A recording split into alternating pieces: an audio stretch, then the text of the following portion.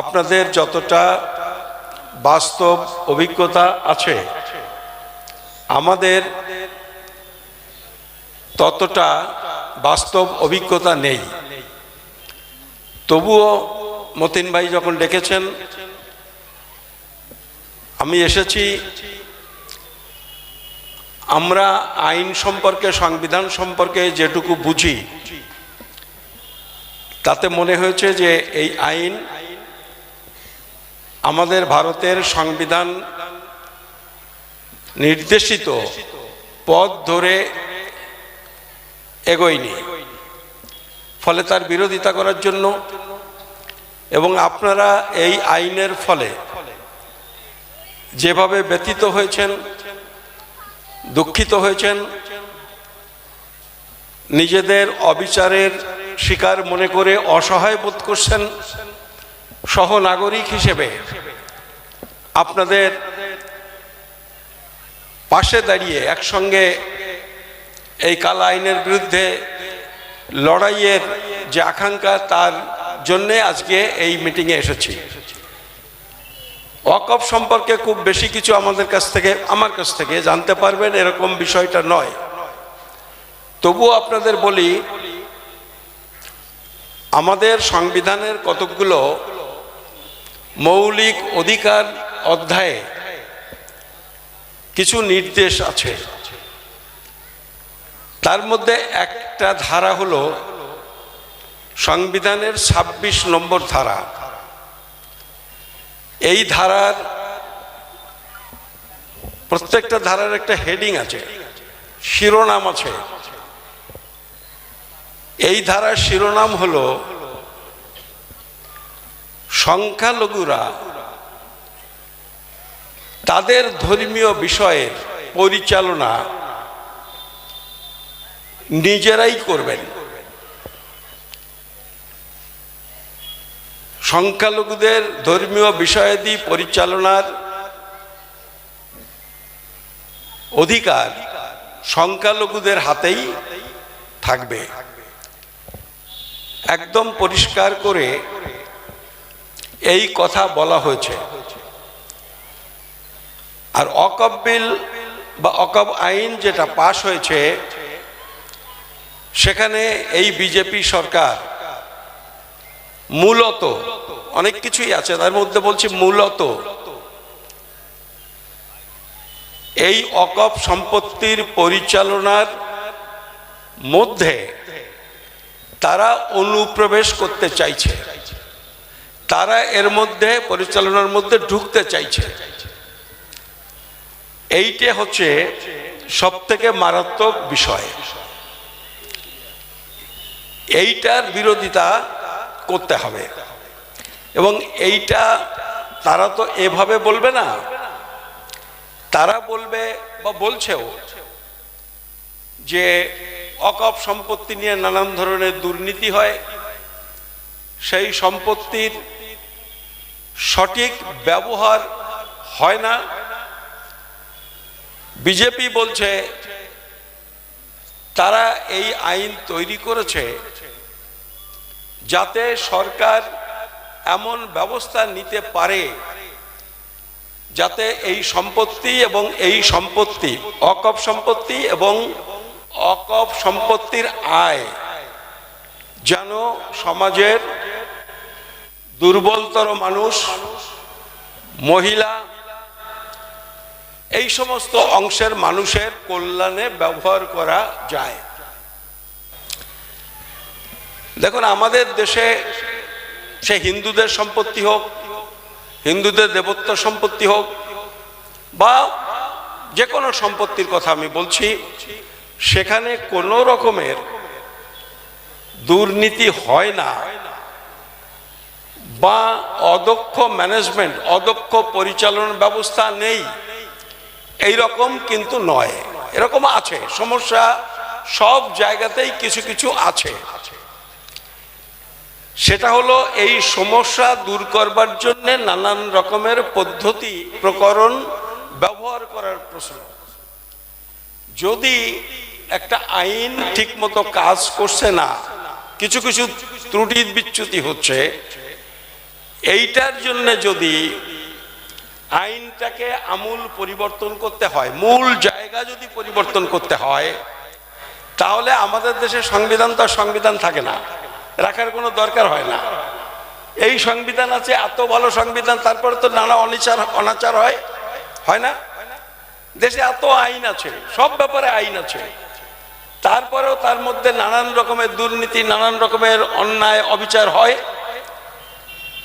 সেখানে অন্যায় অবিচার যদি কিছু হয়, দুর্নীতি যদি কিছু হয়, সেটাকে রোধ করার জন্য, প্রতিরোধ করবার জন্য চেষ্টা করতে হবে। কিন্তু সেইটাকে অজুহাত করে বিজেপি অকপ সম্পত্তির পরিচালনার মধ্যে ঢুকে পড়ে এই সব সম্পত্তিকে বেদখল করার যে পরিকল্পনা করেছে, এইটা কোনো ক্রমেই মেনে নেওয়া যায় না, এবং এই কারণেই এর বিরোধিতা করতে হবে। অনেকেই বলবেন যে সুপ্রিম কোর্টে মামলা হয়েছে।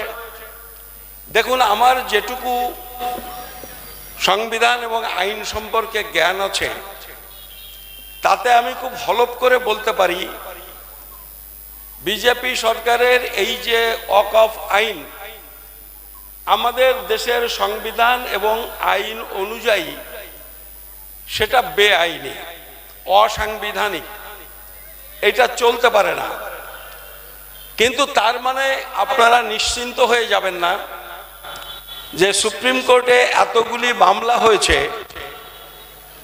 তাহলে মামলাতে নিশ্চিতভাবে ওয়াকফ বা বিজেপির বিরুদ্ধে এই আইন তৈরি করার বিরুদ্ধে রায় যাবে, এইটা কিন্তু নাও হতে পারে। কারণ ইতিমধ্যে আমাদের অভিজ্ঞতা হয়েছে, বিচার ব্যবস্থা আজ থেকে 10-15 বছর আগে পর্যন্তও যাচ্ছিল, যতটুকু যাচ্ছিল, আগেও কিছু সমস্যা ছিল, কিন্তু সেটা ছিল কম। আর এই 10 বছরের মধ্যে বিচার ব্যবস্থা যেটা হয়েছে, সেখানে খুব কম আশা আছে সুবিচার পাওয়ার, বেশিটাই বরবাদ হয়ে গেছে। প্রত্যেকটা জায়গাতে এই বিচার বিভাগেও একেবারে হাইকোর্ট বা তারও নিচের কোর্ট থেকে সুপ্রিম কোর্ট পর্যন্ত আজকে সেখানে আরএসএস এর লোকজন, তাদের খুব হিসেব করে তাদের বসানো হয়েছে। ফলে সুপ্রিম কোর্ট কি রায় দেবে, সেইটাই যে সুবিচার, রায় দিলে আমাদের দেশের আইন অনুযায়ী সবাই মানতে বাধ্য, কিন্তু সেইটা যে সঠিক হবে এরকম কিন্তু নয়। ফলে দেশের মানুষের কর্তব্য হলো যে আইন সম্পর্কে দেশের মানুষ যে খুশি নয়, বিক্ষুব্ধ, বেঠিক মনে করছেন এই আইনকে, এইটা বেশি বেশি করে প্রচারে নিয়ে আসা। এখন সমস্যা হলো, আপনারা হয়তো অতটা বুঝতে পারেন না, আমরা হিন্দু পাড়াতে বাস করি, হিন্দু মানুষ, সেখানে একটা প্রচার চলছে যে এই সম্পত্তিগুলো মুসলমানদের মধ্যে কিছু মানুষ তারা ভোগ দখল করে, এইটা আমরা সঠিকভাবে যাতে কাজে লাগে তার ব্যবস্থা করব। কিন্তু আমার মনে হয় এই দেশে এমন একটিও মানুষ নেই, মানে একটির মধ্যে আমি ওই শান্তনু ঠাকুরকেও বলছি, ওই একটির মধ্যে আমি ওই কবি অসীম সরকারকেও বলছি, যারা বিজেপির এমএলএ এমপি মন্ত্রী, তারাও মনে হয় বিশ্বাস করে না যে বিজেপি এদেশের মুসলমানদের ভালো করতে চায়। আমার মনে হয় বিজেপির অতি বড় সমর্থকও এটা বিশ্বাস করে না। ফলে এই আইনটা কেন, এই আইনটার দুটো দিক আছে। ধরুন, একটা আইনের একটা জায়গার কথা আপনাদের বলি। আইনে বলা হয়েছে যে জেলা শাসক কোনো অকপ সম্পত্তি নিয়ে কোনো ডিসপুট, কোন রকম মনোমালিন্য, কোন রকম গোলমাল, ত্রুটি বিচ্যুতি, কাগজপত্র সব রকমের এইটা যদি থাকে, এবং সেটা তো আছেই, এই আপনারা যতজন বসে আছেন আমাদের ব্যক্তিগত সম্পত্তি যা আছে তারও মধ্যে অনেক রকমের ত্রুটি বিচ্যুতি থাকে। আমরা সব কাগজপত্র সময় মতো করি না, এমন তো হয় ঠিক মতো খাজনা দিই না, ঠিক মতো রেকর্ড করি না, কত রকমের একেবারে ব্যক্তিগত সম্পত্তি 1-2 বিঘে 1.5 বিঘে 10 কাঠা 20 কাঠা জমি, তাতেও আমরা এই ভুলগুলো করি। ফলে অকপ সম্পত্তিতেও বহু ক্ষেত্রে এই সমস্তগুলো আছে। এখন এই যে ডিসপুট, এই যে সমস্যা, এই সমস্যা সম্পর্কে আলাপ আলোচনার পর, মানে অকপ বোর্ড অন্যান্য সব আলাপ আলোচনার পর শেষ পর্যন্ত জেলা শাসক যে সিদ্ধান্ত নেবেন সেই সিদ্ধান্ত চূড়ান্ত। জেলা শাসক যা বলে দেবেন সেইটাই চূড়ান্ত। চূড়ান্ত মানে এইরকম চূড়ান্ত যে ওই জেলা শাসকের যে নির্দেশ রায় সেটা নিয়ে আপনি আইন আদালত করতে পারবেন না। এইরকম একটা অগণতান্ত্রিক ধারা এই ওয়াকফ আইনের মধ্যে রাখা হয়েছে। তা আপনি ধরুন, আমি বলছি ডাবল ইঞ্জিন সরকার উত্তরপ্রদেশের ডিএম যারা আছেন, জেলা প্রশাসক যারা আছেন, বেছে বেছে তাদের সব আরএসএস এর লোক বসানো হয়েছে, এবং এই সব সম্পত্তিগুলো আলটিমেটলি গোলমাল বাঁধিয়ে তার কাছে যাবে, সে রায় দিয়ে দেবে। এভাবে ওয়াকফ সম্পত্তিগুলো বেদখল করার, এবং এরা এই দখল করে কিন্তু আসলে আম্বানিদের মতো ওই সব ব্যবসায়ীদেরই দেবে। ওই জনগণের কল্যাণের কথা যেটা বলছেন, ওটা মানুষকে ভুল বোঝানোর জন্য, বিভ্রান্ত করবার জন্য ওইগুলো বলছেন। এখন একটা হচ্ছে এইভাবে ওয়াকফ সম্পত্তি বেদখল করার একটা ইচ্ছা। তার থেকে বড় কথা হলো, যেটা মতিন ভাই বারবার বলছেন, সব থেকে বড় কথা হলো এই আইন তৈরি করার পেছনে মূল উদ্দেশ্য হলো রাজনৈতিক উদ্দেশ্য।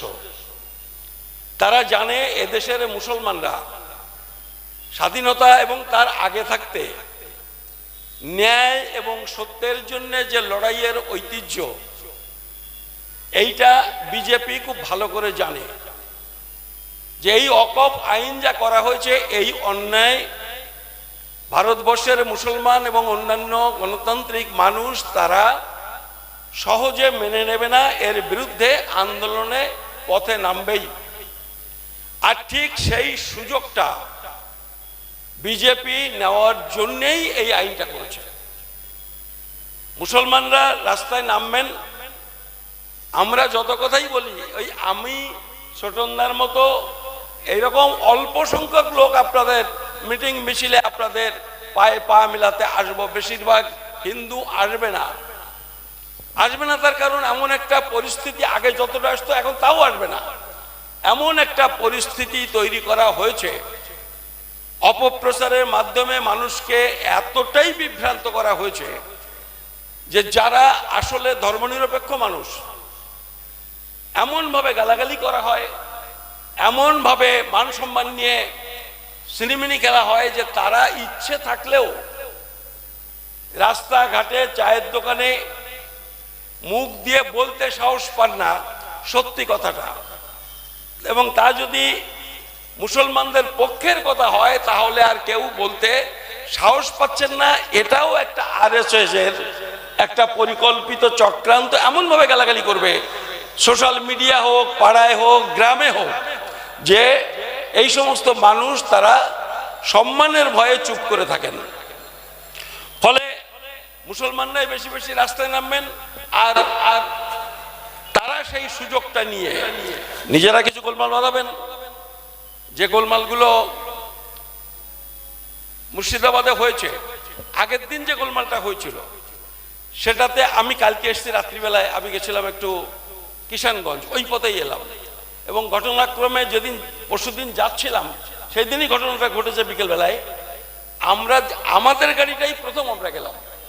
আমি এখানে কামরুজ্জামান ভাইকে টেলিফোন করেছিলাম, আরো কিছু বন্ধু বান্ধব আমার দুলিয়ান, ফারাক্কা, মালদাতে ছিল, তাদেরও টেলিফোন করলাম। গাড়ি যেতে দিচ্ছে না, মাইলের পর মাইল গাড়ি দাঁড়িয়ে আছে, রাস্তা শুনশান।